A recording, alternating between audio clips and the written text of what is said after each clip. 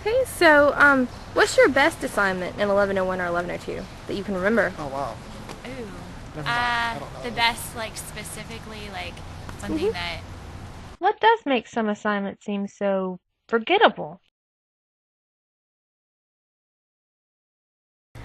I had an assignment early this semester, and Um, we had to compare a love poem, Mhm. two different love poems to each other, and I didn't really like it because it was from two different time periods, Mhm. and there, no, I think it was from the same time period, and I didn't really get get that much information to actually take it apart and dissect it and do everything with it. Mhm. It was tedious, and I got a bad grade on it. So usually when I do spend time on Mhm. something, it gets done the right Mhm. way. Mhm. And I thought, like after like I take out um, the meter of the poem, the ideas, background information. What more could you want? I mean, Mhm. yeah, it's just because I felt that maybe the prompt really didn't give me a guide to actually dissecting the two love poems. Mhm. So I think that kind of gave me Mhm. a difficult So. time. I think it basically tried to give me experience about taking something apart Mhm. without there being like broad lights to it, like Mhm. taking something or maybe reading between actual Lines. lines more. Mhm. Yeah. So one of the things that I've noticed as an English major is the importance of having good prompts. And a lot of our professors are really good with giving us prompts that tell us exactly what they want from an assignment. And that's really helpful when we're going home and actually working on it because we're able to fulfill the assignment completely because we know exactly what it is they want. There's not any guessing about what it is we're supposed to do. But I've also learned as an English major how hard it can be when you have a really vague prompt. For example, I had this one professor who gave our class kind of 2 pages of just rambling, vague assignment ideas, kind of sort of getting at what the assignment was about. And really, when I looked at it, there was only one paragraph that was really the crystallized form of what it was he was wanting from the paper. And so a lot of people in the class were really confused about what it was he was wanting. And the things that we were focusing on in class about what the assignment should be were different than what the assignment on the paper said that it should be. So I know that personally, when I turned in my paper, I was kind of trying to put together the two, what he said on the page versus what we were talking about in class. And when I gave it to him, he's like, this isn't what I wanted.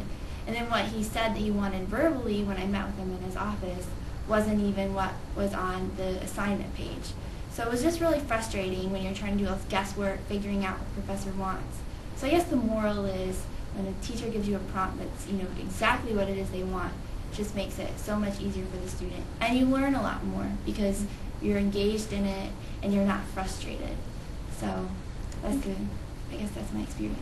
What's a well-meaning professor to do? Assignment sheets, the official reason for having them is, of course, to realize in a formal setting the objectives and outcomes of the writing program that you're in. Now, what does that mean to the teacher, for me, when I'm making an assignment? I'm trying to get students to improve their writing in certain ways, whether that's seeing writing as a process or learning how to incorporate research, what have you. And certain assignments need to emphasize those in a formal way. Now, of course, you're practicing these things in the classroom, but an assignment, formally, an essay, gives students the chance to realize that outside of class in a more formal setting. What that means to the student is that you need to pay attention to everything that you do in class because hopefully, if your teacher's a good one, everything that you're doing and practicing in class is going to feed directly into that assignment sheet. Assignments is often the bit you love the most and almost fear the most when you're setting them because you want them obviously to work well and be meaningful. But sometimes the merest little inconsistency can really throw students, and so I find the assignments that often work best are ones that I've honed.